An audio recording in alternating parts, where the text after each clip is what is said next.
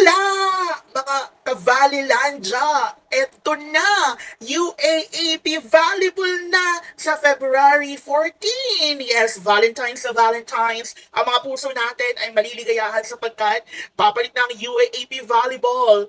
Panibagong season at syempre sa mga UST girlies ko, kaya natin yan. Kailangan ko tandaan on February 15, ang unang laban nila ay versus NU. Yes. Tapos the following week, versus Lasal naman. Kaya talagang umpisa pa lang, ubusan na ng pera, pambili ng ticket, food, transpo. At nawa ay may dumating tayong biyaya ng mga panahon na iyan para makapanood tayo.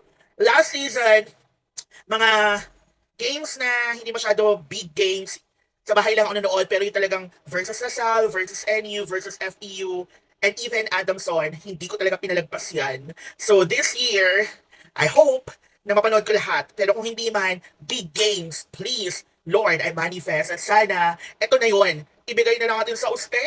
Dahil last playing year na ni Dedet. OMG. Nasasaktan ako pag naiisip ko, pero ilaban muna natin tong season na to. Okay? Go, uste! Go, uste!